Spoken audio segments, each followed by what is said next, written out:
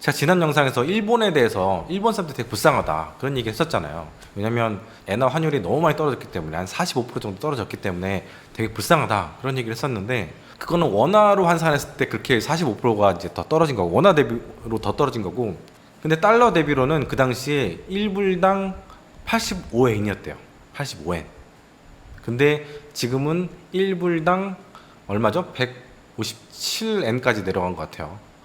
그거는 거의 90% 정도 평가가 저하된 거거든요. 그러니까 1150원대 원화 환율이라면 거의 2000원이 된 거랑 똑같은 거예요. 금융위기 수준의 일이 터진 거죠. 그러니까 진짜 일본 사람들이 해외 못 나가는 이유가 있구나. 왜냐면 우리 해외 나갈 때 달러로 많이 환전해서 나가잖아요. 근데 이거를 예전에 비해서 반밖에 못 받은 거니까 진짜 장난이 아닌 거죠. 그래서 일본을 보면서 강 건너 불을 보는 것 같은 그런 느낌이 들었어요. 근데 생각해 봅시다. 우리는 어떤가? 우리는 어떤가 생각해 보면 우리도 한 3년 전에 비해서 한 20% 정도가 자산이 줄어든 효과가 있거든요. 환율이 1150원대에서 지금 1377원까지 대략 한 20% 정도가 올라왔어요. 20% 맞죠? 그러니까 달러 환산을 볼 때 한국 자산은 20%가 되게 싸게 보이는 거고, 외국 사람들이 볼 때는, 그리고 우리 입장에서 볼 때는 20%를 덜 못 쓰게 되는 거죠, 해외 나가서. 그래서 우리나라가 1인당 국민소득이 한 43,000불 정도 되잖아요. 근데 이게 잘 돌이켜보면은 이거가 되게 오랫동안 유지가 된 것 같아. 계속 33,000불인 것 같아. 그 이유가 뭐냐면 환율이 계속해서 떨어지고 있기 때문에 33,000불인 거예요. 그래서 20%를 절상해서 보게 되면은 대략 6,600을 더하면 6,600불을 더하면 33,000에서 그러면은 거의 4만 불 되는 거예요. 우리나라는 이미 환율이 떨어지지 않았다면 이미 4만 불에 대 진입해서 선진국입니다. 선진국.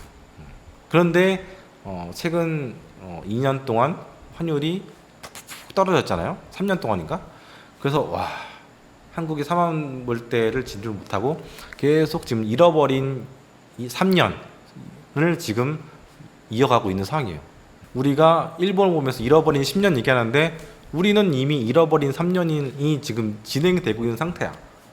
그리고 앞으로도 이게 개선이 될지는 모르겠어요. 왜냐하면 무역 흑자가 예전에 비해서 많이 줄어들었고, 그리고 우리가 해외 투자도 많이 하면서 달러가 계속 나가는 수요가 많고, 또 온쇼링 한다고 또 미국이라든가 다른 나라에 계속해서 돈을 보내야 되고, 이런 달러 출금의 그런 그 기조가 계속해서 이어지게 되면서 원화는 더 약세가 될 가능성이 굉장히 높아지는 거죠. 그래서 달러 원 환율이 1,400원대가 되게 되면 30% 정도가 평가가 절하된 거잖아요.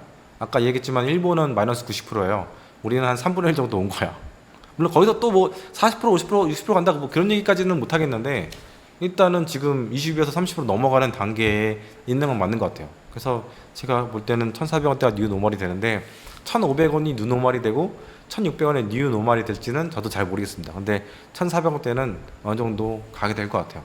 일단 1,400원대 환율이 오면 물가가 여기서 한 단계 더 올라가게 됩니다. 지금 우리가 미국 인플레이션을 걱정할 때가 아니에요. 뭐 저희 회원님들 이야기를 들어보면 물가가 너무 많이 올라서 힘들다 이런 얘기들을 한국에 계신 회원님들이 진짜 많이 하시거든요. 근데 저는 이제 떠난 지 4년 됐기 때문에 와닿지는 않는데 이구동성으로 물가가 너무 높다라는 얘기를 많이 하세요. 진짜 높아졌는지 모르겠는데 다들 그렇다고 하니까 그런가 보다 생각을 하는데, 물론 여기도 높아요. 여기도 높은데 한국 분들은 특히 이제 많이 올랐다고 힘들어 하시는 것 같더라고요. 일단 환율이 1,400원대까지 올라가게 되면은 그거는 뭐냐면 수입 물가가 올라가는 거잖아요. 근데 아시다시피 우리나라는 이제 모든 걸 다 수입하는 나라예요. 일단 에너지 다 수입하죠. 원자재 다 수입하죠. 그래서 가공무역 한다고 하죠. 그리고 농산물도 거의 다 수입을 해요. 조그만 나라인데 인구는 5천만 명이나 있고, 그리고 땅값은 또 비싸고 또 오염된 땅도 되게 많고, 그래서 전략적으로 쌀 농사, 쌀만 100% 자급하지 그 외 모든 것들은 다 수입산 그런 상황이죠. 그래서 어쨌든 이런 것들을 다 수입해가지고 뚝딱뚝딱 만들어가지고 옆에 중국이라는 나라에다가 무지막지하게 수출해서 돈을 왕창창 벌었어요. 1년에 130조씩 벌었단 말이에요. 엄청나게 돈을 벌었는데, 많이 벌 때 130조 벌었고 그랬었는데, 지금은 그 시장에서 돈을 버는 게 아니고 돈을 잃고 있어요. 적자가 나고 있죠. 대중국 그 무역이 지금 적자가 가고 있는 상황이고, 지금은 오히려 잡다하게 이런 것들을 중국에서 막 뭔가 사고 있는 그런 상황이에요. 만약에 나중에 차 같은 것도 막 수입을 하게 되면은 막 이렇게 적자가 더 올라갈 가능성도 있을 것 같고, 뭐 많은 분들이 인터넷상에서 중국 거 어떻게 쓰냐, 막 중국 거 다 저질이다, 중국 거 자동차도 되게 믿을 수 없다. 하필이면 왜 중국 자동차 타냐 이런 얘기 하시는 분들이 계시는데 또 반면에는 또 중국 거를 이렇게 아름아름 이렇게 사는 사람들도 많아요. 지금 테무인가 알리인가 그 앱 설치 3위더라고요. 쿠팡, 네이버 쇼핑, 그 다음에 여기 그 알리인지 테무인지 이게 세 번째더라고요. 테무였던 것 같아요. 테무. 저도 이제 7월 달부터는 한국에서 이제 아는 동생이 와가지고 한 달 동안 아르헨티나 같이 로드트립을 할 텐데 그 친구한테 뭔가를 좀 부탁을 여러 개 했어요. 이것저것 부탁을 했는데 대략 뭐 차량 장비 관련된 액세서리라든가 뭐 자동차 액세서리 뭐 이런 것들이긴 한데 근데 한 8개 정도 부탁을 했는데 7개가 알리에서 주문을 한 거예요, 제가. 왜냐면 네이버 쇼핑이랑 비교를 하게 되니까 가격이 2배에서 3배 정도 비싸요. 그리고 똑같은 그 그림 있잖아요. 그 품목 들어가면 이 상품에 대한 설명들이 쫙 나와 있는데 그냥 한자 나온 걸 그대로 그냥 붙여가지고 네이버 쇼핑에도 있는 거야. 그러니까 진짜 웃긴 거죠. 그리고 또 되게 이번에 보면서 놀랐던 건 뭐냐면 한국에서 파는 거 뭐 키친 아트 막 이런 거 있잖아. 이런 것들을 또 알리에 입점을 해가지고 여기서도 팔더라고요. 되게 신기했어요. 그런 거는 진짜 처음 봤거든요. 제가 하회에 나온 지 4년이니까 알리를 잘 들어갈 일이 없는데 이번에는 좀 새로운 걸 좀 봤습니다. 아무튼 간에 예전에는 네이버 쇼핑 회원 같은 걸 해가지고 매달 뭐 5,000원씩 내면서 이렇게 막 구매하면 막 포인트 많이 주고 막 그런 거 있잖아요. 그런 걸 한국에 있을 땐 했었는데 지금은 아무리 네이버 쇼핑에서 깎아줘도 그 알리를 이길 수가 없잖아요. 예전에도 그랬지만 게다가 네이버 쇼핑에서 2배, 3배 가격을 주고 누가 바보같이 거기서 하겠어요. 너무 그 중개하는 사람들 배만 불리는 것 같고 저는 한 8개 정도, 7개 정도 샀으니까. 그리고 종류도 뭐 잘 아시다시피 알리, 테무 종류 엄청나게 많잖아요. 전 테무는 안 써봐서 모르겠지만 알리는 정말 바다에 빠진 것 같은, 여기 아마존은 아마존인데 정말 바다에 온 것 같은 그런 느낌이 들 정도로 바다 한가운데 있는 것처럼 어마어마하거든요, 종류가. 또 예전엔 제가 알리에서 많은 것들을 구매했었기 때문에 특히 이제 액션캠 관련된 뭐 액세서리라든가 조그만 뭐 자동차 충전기, 뭐 변압기 이런 것들을 써봤기 때문에 뭐가 가성비가 제일 좋고 고장이 안 나는지를 그 노하우는 있어요. 그래서 촉촉촉 필요한 것들만 탁탁탁 골라가지고 이제 주문할 수 있는 거죠. 긴가민가한 건 이제 국내에서 국내 사이트를 통해서 이제 주문하는데 이거는 이제 품목이 많이 이제 비중이 이제 줄어든 거죠. 그리고 알리가 지금 번역도 되게 많이 좋아졌어요. 예전에는 번역이 개떡 같았거든, 한마디로 말해서. 진짜 이상했는데 지금 되게 많이 좋아지기도 했고 배송도 뭐 빨라진다고 얘기하더라고. 그 친구 이제 2달 뒤에 오기 때문에 배송이 빠른 건 저랑은 상관없긴 한데 배송도 되게 빨라졌다고 사람들이 얘기를 하더라고요. 아마 자영업 하시는 분들은 좀 제 이야기를 이해를 하실 거예요. 왜냐면 자영업 하시는 분들은 잡다하게 뭐 가게라든가 공장에서 뭐 필요한 것들 이런 것들을 많이 주문할 때 비용도 적고 그런 알리에서 이제 주문을 많이 하실 거니까 대규모로 이제 주문하실 거니까 아마 잘 이해하실 거예요. 그래서 지금 알리테무 이런 쪽이 한 3위, 뭐 5위 막 이 정도 한 것 같은데 야, 몇 년 안 되면 쿠팡을 따라갈 수 있지 않을까? 막 이런 생각도 좀 들고 일단은 수적으로 완전 프리미엄 같은 거 원하시는 분들은 쿠팡에서 살 수도 있는데 뭐 쿠팡에서 뭐 음식 같은 거라든가 뭐 족발, 해산물 이런 것도 주문할 수 있잖아요. 뭐죠? 그 제가 이름이 기억 안 나는데 쿠팡 뭐 스페셜인가 뭐 이런 거 있잖아요. 그런 거는 이제 아무래도 이제 후발주자인 얘네들이 늦을 수 있는데 또 얘네들도 또 그런 걸 또 카페 가지고 또 런칭할 수 있지 한 방에 그냥. 얘도 되게 빠르잖아. 중국 애들이 진짜 패스트 팔로워예요. 진짜 빠르거든. 또 그걸 또 업그레이드 시켜가지고 할 수도 있단 말이에요. 그러니까 되게 무서운 거야. 예를 들어서 모든 배송료 무료, 회원이 아니어도 무료, 뭐 이런 식으로 막 밀고 가잖아요. 지금 뭐 테무는 앱 설치만 해도 드론 뭐 20만 원짜리 준다, 막 이런 거 막 뜨더라고요. 저는 아직 테무를 가입을 안 했는데 나 가입하면 일단 제가 쓰지 않고 뭐 누구냐 제 조카 주긴 하겠지만 하여튼 어마어마하게 지금 마케팅비를 쏟고 있는데 정말 무섭습니다. 중국에 지금 올라오는 게.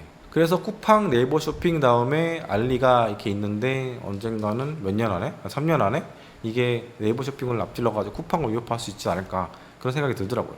그리고 우리가 그 명품이라든가 외제차 이런 거 많이 사잖아요. 강남에서는 10대 중에 판매되는 차량 10대 중에 5대가 저 그 외제차고 그리고 서울에서 팔리는 차의 10대 중에서 2대가 외제차거든요. 이런 것들도 이제 환율이 올라가면 가격이 이제 쭉쭉쭉 올라갑니다. 올라가고 여러분들 지금 쓰시는 폰도 아이폰이 쓰시는 분이 한 절반 되실 거예요. 그것도 중국산이죠. 제가 쓰고 있는 갤럭시 23 울트라도 베트남산입니다. 그리고 제 요거 슈어 마이크도 미국산인데 아마 메이드 인 차이나일 거고 고프로도 메이드 인 차이나겠죠. 미국산이긴 하지만 뭐 국산이 없어. 국산 메이드 인 코리아가 없어 지금 제 주변에. 제 뒤에도 그렇고 조명도 다 중국산이고. 하여튼 이런 것들이 우리가 뭐 원자재 수입하고 에너지 수입하고 농산물 수입한 것도 있지만 이런 소비자들도 다 중국산, 뭐 미국산, 뭐 타이완, 대만산, 지금 노트북도 뭐 대만산 아수스거든요. 230만 원짜리. 뭐 그런 식으로 해서 지금 카메라도 중국산 인스타 360. 진짜 한국게 없긴 없구나. 아무것도 없어요, 한국게 지금. 하여튼 모든 것들을 다 수입하는 나라가 한국이 돼버렸어요. 예전에 그래도 공산품은 한국 걸 썼었는데 뭐 마이크 이런 거 만드는 기업이 한국에 없고 요 웹캠 그 AI 웹캠이라고 막 그러셨는데 그런 것 만드는 데도 없고 액션캠 만드는 기업도 한국에 없고 저 뒤에 있는 드론 저 방에 있는 드론을 만드는 기업도 한국에 없고 그 소비재 기업은 없죠. 또 이것도 다 베트남에서 한 90%는 베트남에서 만들고 있고 메이드 인 코리아는 아닌 것 같아요. 한 10%는 한국에서 만들지 않나 핸드폰은? 그래서 모르겠네. 그래서 다 수입이야. 뭐 재료부터 해서 모든 게 다 수입이니까 무역이 흑자가 되기가 쉽지가 않겠구나 한국이. 물론 무역 흑자하긴 흑자인데 그러니까 대규모 흑자로 다시 돌아가기가 쉽지가 않겠구나 그런 생각이 들어요. 그래서 초저가 막 상품부터 해가지고 명품 뭐 자동차 이런 거 다 한국이 다 이제 수입하는 그런 세상이 된 거죠. 그래서 1,300원대 안착을 탁 했습니다. 환율. 이거는 모두의 잘못이야. 저도 잘못이고 여러분도 잘못이고 모두의 잘못인 거죠. 그런데 많은 전문가들이 뭐 한은에서 나온 전문가 뭐 이런 거 이렇게 얘기를 하더라고요. 1,400원대는 과거와 다르게 위기는 아니다. 예전에 1,400원대 갔을 때가 IMF랑 서브프라임이랑 또 SBB 사태 작년에 그때 1,400원대 찍었었잖아요. 그 얘기는 뭐 저번 영상 때 많이 했었는데 이미 위기가 왔다라고 말씀을 드렸잖아요. 환율이 1,400원대까지 올라가게 되면 물가가 더 올라가게 될 겁니다. 이제 대외 의존도 이런 게 엄청나게 많이 올라간 거예요. 지금 우리나라가 소비재 쪽까지 그냥 다. 그리고 1,400원대까지 올라가게 되면 기름값, 휘발유 가격도 더 올라가게 됩니다. 한 7%, 8% 올라가겠죠? 1,300원대에서 1,400원대까지 올라간 거니까. 물론 정유사들이 기름에 대해서는 환해지 같은 건 다 해요. 하긴 하는데 환해지를 해도 그거에 대한 그 이익분은 자기들이 먹고 기름값이 원화환산으로 올라간 거는 다 소비자들한테 전가를 다 합니다. 그리고 원화가 이렇게 점점 약해지잖아요. 그러면 환해지 비용이 폭등해요. 저번 영상 뭐 음질은 좀 안 좋고 좀 에코가 올리긴 했지만 저번 영상 보시면은 환해지가 어떻게 많은 것들을 말아먹게 만드는지 진짜 힘들게 만들고 서민들도 힘들게 만드는지 그건 이제 말씀을 드렸거든요. 지금 엔화 100억을 해지를 하려면 해지 비용이 연간으로 6억이 들어요. 환해지를 하려면. 근데 원화는 6%까지는 안 나오죠. 지금까지 안정적이었으니까. 근데 작년부터 좀 이상해졌고 그래서 제 생각에는 원화 해지 비용도 주변에 뭐 원화를 해지한 사람이 없기 때문에 잘 모르겠지만 한 3% 이상 되지 않을까 지금. 한 100억 정도를 1년 동안 환해지를 하려면 3억 정도는 비용으로 내야 되지 않을까. 근데 이게 1,400원대까지 올라가게 되면 더 올라갈 수 있는 거죠. 일본의 길을 따라가고 있는 겁니다. 그렇게 되면 어떤 일이 일어나냐? 물가가 상승하는 요인이 되는 거죠. 모든 기업들이 환에 대해서는 대부분 해지를 하거든요. 근데 해지 비용이 올라가면 그 비용은 소비자들한테 공산품 가격에 서비스 가격에 결국에는 소비자들한테 전가를 하게 되는 겁니다. 그래서 많은 전문가들 그리고 아까 이야기 들었던 하는 전문가도 지금의 1,400원대는 문제가 없다. 막 이렇게 이야기를 하더라고요. 근데 아니거든. 서민들 입장에 볼 때 아니거든. 우유값 하나도 올라가게 되는 거예요. 왜냐면 소 키우는데도 전기가 되게 많이 필요하잖아요. 근데 유류비가 올라가면 전기값도 올라갈 수가 있죠. 그렇죠? 또 지금 정부는 그런 물가들 올리는 거에 대해서 되게 자유롭게 다 놔주더라고요. 그래서 이번 정권 때 되게 그 전기 가격이 많이 올라간 것 같아요. 근데 예전에는 1,400원대까지 가면은 그 무역 흑자가 확 늘어나가지고 우리한테 좀 유리한 측면이 좀 있었거든요. 근데 지금은 그런 게 없어요. 이게 어떻게 보면 되게 큰 문제인 것 같아요. 예전에는 환이 올라가도 좀 기대를 언덕이 있었는데 지금 완전히 사라진 거죠. 1,400원대면 지금 무역 흑자가 확 올라가야 되는데 여기 바닥에 있잖아요. 예전보다 반토막도 더 났거든요. 지금 무역 흑자 나는 게.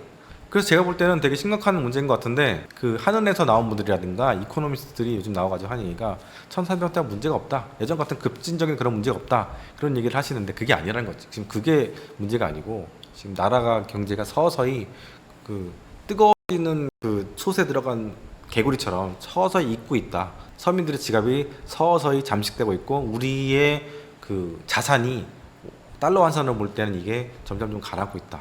그래서 제가 늘 이야기 드리는 게 여러분의 현금성 자산은 무조건 달러로 해라. 주식도 한국 주식 하지 말고 달러로 하셔라. 왜냐면 달러 원화 가치가 떨어지고 있기 때문에 그 얘기를 제가 1,100원대부터 막 얘기를 했었거든요.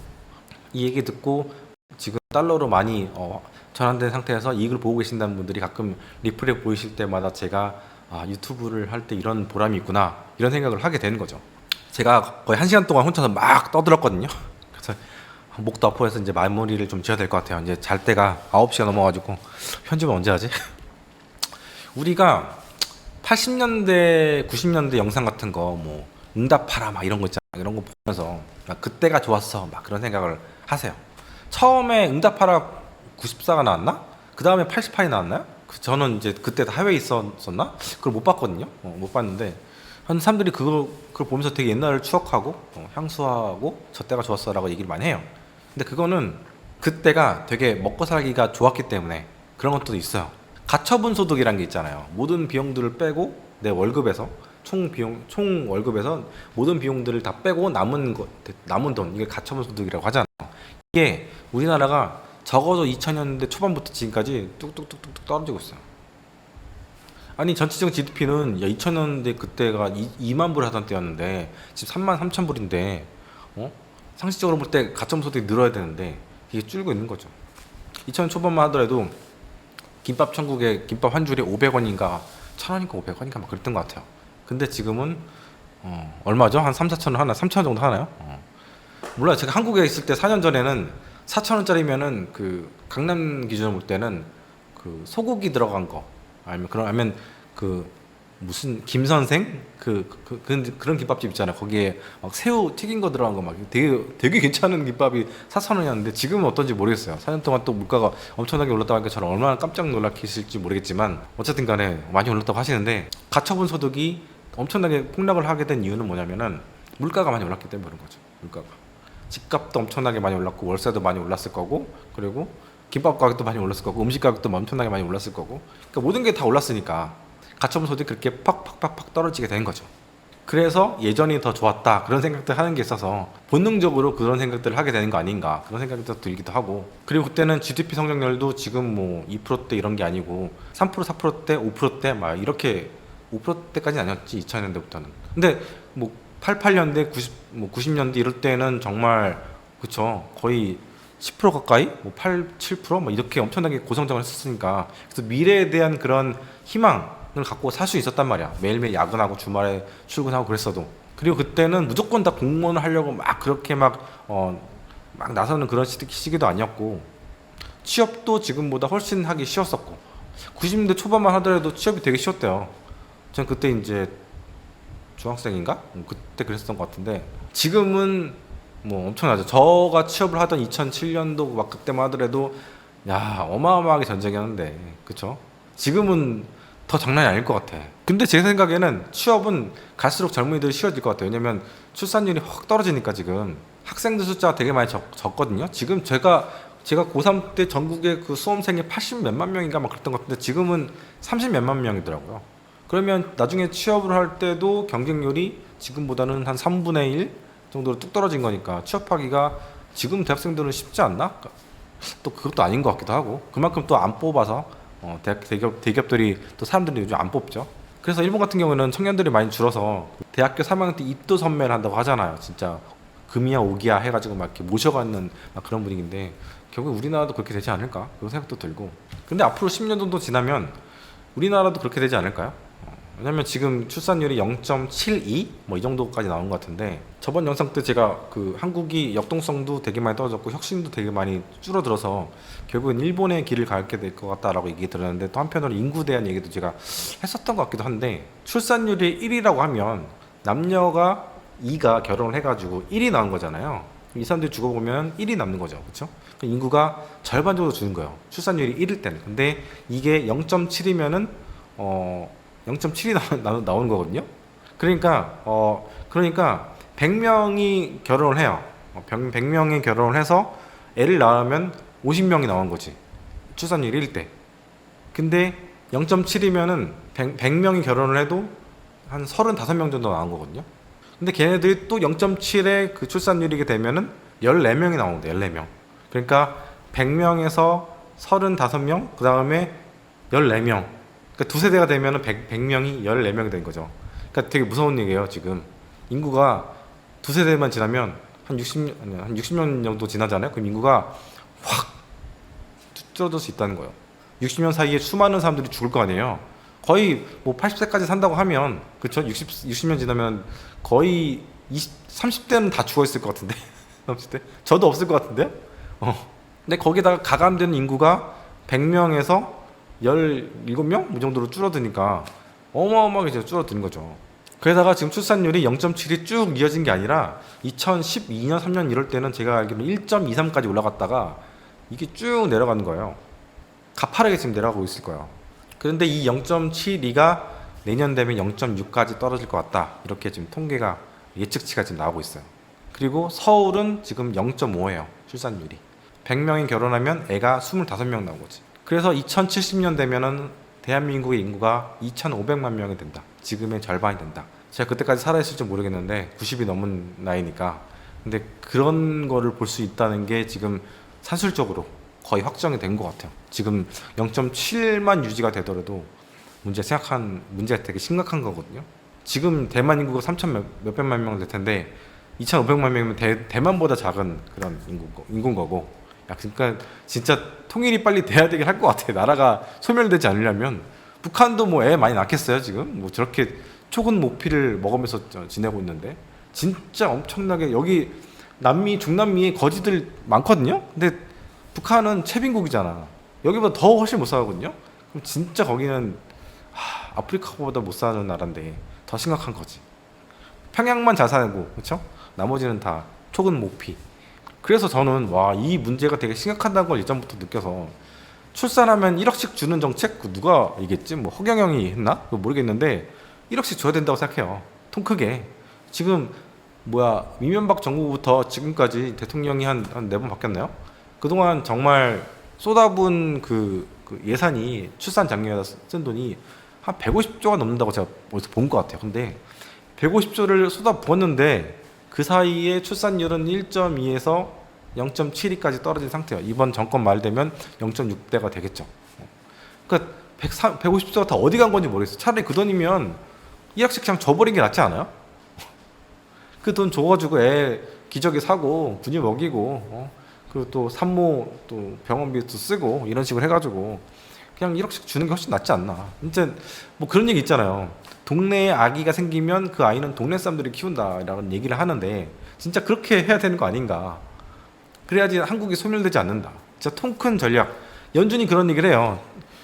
버냉키 때부터 뭔가 일이 터지면은 시장이 예측할 수 있는 것 이상의 놀라운 것들을 터트려야지 어떤 큰 일들을 잠재울 수 있다라는 얘기 하는데 진짜 지금 대통령은 좀 모르겠고 이제 좀 긁는 것 같고 레임덕이 온 것 같고 다음 대통령이 누굴지 모르겠지만 다음 대통령은 진짜 그 아이가 태어날 때마다 1억씩 주는 게 저는 맞다 봅니다. 지금 다른 나라들은 뭐 싱가포르 이런 나라도 되게 심하거든요. 인구가 600만 명밖에 안 되는데 나라 크기는 서울만 해요. 서울만 하는데 얘네들도 지금 인구가 줄고 있어요. 주는데 다 이유가 있긴 있죠. 그래서 뭐 2천만 원씩 준다고 제가 들은 것 같아요. 첫 해 나오면 뭐 2천만 원 주고 또 둘째 나오면 더 주고 셋째 나오면 더 주고 막 이런 정책을 펼친다고 하는데 뭐 아시겠지만 싱가포르라는 나라가 물가가 무진장 비싸기 때문에 얘 하나 나오면 키우는데 돈이 미친 듯이 거기는 한 2억씩 줘야 될 것 같아요. 왜냐면 거기 1인당 국민소득 거의 8만 불이에요. 8만 불. 우리나라 3만 5천 불이니까 2배 이상이잖아요. 그러니까 2억씩 줘야지 거기는. 자, 아무튼 제가 저기 브라질 떠나기 전에 마지막으로 인사를 독거투자지 인사를 드렸고요. 잘 살아서 어떤 나라인지 모르겠지만 브라질 컴백을 하게 될 것 같아요. 동부 대서양 쪽 도시로 이렇게 빠져나올 것 같거든요. 기아나에서 이렇게 쭉 해가지고. 그래서 잘 빠져나와서 또 다시 인사를 드리도록 하겠습니다. 그때까지 싸우지 마시고 잘 지내시고 또 건강하게 잘 지내시고요. 최악의 상황에는 2주 뒤에 뵙도록 하고요. 진짜 인터넷 상태 좋고 룸 상태 좋고 이런 책상 있고 딱 이렇게 세팅하기 좋은 상황이 되면은 제가 그때 다시 또 인사를 드릴 수 있으면 좋겠습니다. 네. 자, 그리고 독거 투자일지를 촬영하는 이유는 뭐냐면요. 제가 제 자산을 조금 더 불려보기 위해서 파이어를 했지만 더 세게 불려가지고 노후를 좀 더 여유롭게 보내기 위해서 그런 노력의 흔적들을 여러분들과 공유하기 위해서 그래서 촬영을 합니다. 그리고 많은 분들이 제가 여기까지 오는 데 있어서 굉장히 도움을 많이 받았던 그런 책들 이런 것들을 같이 쉐어할 수 있는 공간들을 저희 단톡방에서 만들어서 제가 단톡방을 만들었고 거기에서 지금 한 1,400명 좀 안 되는 분들이 같이 책을 읽으면서 또 서평을 나누면서 복습을 하면서 또 공감을 하면서 그렇게 이야기를 하면서 지내고 있고요. 거기에 많이 또 오셔가지고 같이 책을 읽고 1주차, 2주차, 3주차 쭉 올라가서 30권을 다 같이 읽어서 그래서 투자의 세계에서 미디어라든가 뭐 유튜버, 이상한 유튜버들 이런 사람들한테 흔들리지 않고 또 생각보다 많은 사람들이 유사 자문업체라든가 뭐 리딩방 이런 데 많이 현혹이 돼요. 그런 거 하지 마시라고 단톡방을 만들었고요. 저 단톡방은 기본이 뭐 4,000원짜리가 제일 싸요. 4,000원짜리 멤버십 가입하세요. 그러면 유튜브가 한 절반을 떼가요. 저한테는 2,000원 떨어져요. 네? 커피값도 안 나온단 말이에요. 근데 그냥 오세요. 4,000원짜리 제일 싼 거 가입하셔가지고 오셔가지고 공부하세요. 공부. 책 보시고 서평 쓰시고 그러면서 성장을 하시라는 의미에서 제가 요걸 한 거예요. 1기가 있었고 2기가 있었고 지금 3기 그리고 4기까지 3기랑 4기가 같은 방에 지금 있거든요. 그리고 이 단톡방에는 한국에 계신 분들도 있지만 해외에 계신 분들도 되게 많아요. 그래서 해외에서 일어나고 있는 이야기들 이런 생생한 얘기도 들을 수도 있고 또 미국에 계신 분들도 있고 한국에 계신 분도 있고 또 남미에 계시는 분도 있고 여러분들이 같이 의견들을 공유하고 또 그런 시간도 있어요. 그래서 시야가 좀 더 넓어질 수 있는 기회 그런 기회도 이제 제공을 하게 되는 것 같아요. 그리고 분위기도 굉장히 1,300명 넘게 있지만 훈훈한 그런 분위기고 그래서 어중떠중이 뭐 몇십만 원짜리 몇백만 원짜리 그런 리딩방 가셔가지고 당하지 마시고요. 커피값 하나 한 달에 딱 결제하시고 오셔가지고 공부하세요. 제가 돈 욕심 있었으면 아예 허들을 5만원 7만원 이런 걸 올렸을 거예요. 근데 그게 아니라니까요. 어떤 분들은 멤버십 하는 이유가 너 돈 벌려고 하는 거구나 막 이렇게 얘기를 하시는데 야, 돈 벌 거 같으면 내가 이렇게 하겠냐. 그게 아니라는 거지. 그리고 제가 시장에 대한 뷰를 바로바로 여기다가 단톡방은 되게 제가 카톡이니까 바로바로 이제 그리고 질문하시면은 답변도 최대한 빨리빨리 제가 카톡 보는 순간 바로바로 답변을 드릴 수도 있고 유튜브 같은 경우는 제가 생각한 것들을 이렇게 촬영해서 편집해서 올리고 이런 데 작업이 되게 오래 걸리거든요. 또 이렇게 세팅해서 이야기하는 것도 맘먹고 세팅을 해서 오늘 또 소식할지 촬영해야겠다 이렇게 해야 되기 때문에 그래서 이게 시차가 더 생긴 것 같아요. 그래서 밀린 이야기들 많이 하긴 하는데 그러한 것에 대한 그 시간적인 그 딜레이가 단톡방에서는 덜하다 그런 얘기를 또 드리고 싶습니다. 하여튼 저는 이제 잘 살아서 돌아오도록 하겠습니다. 뭐 가야나 가면은 헬기도 타야 될 일 있고 비행기도 타야 될 일 있고 경비행기 같은 거 타야 되고 막 또 보러 다니고 막 이래야 되는데 목숨 잘 살아서 돌아오도록 하겠습니다. 하여튼 감사합니다.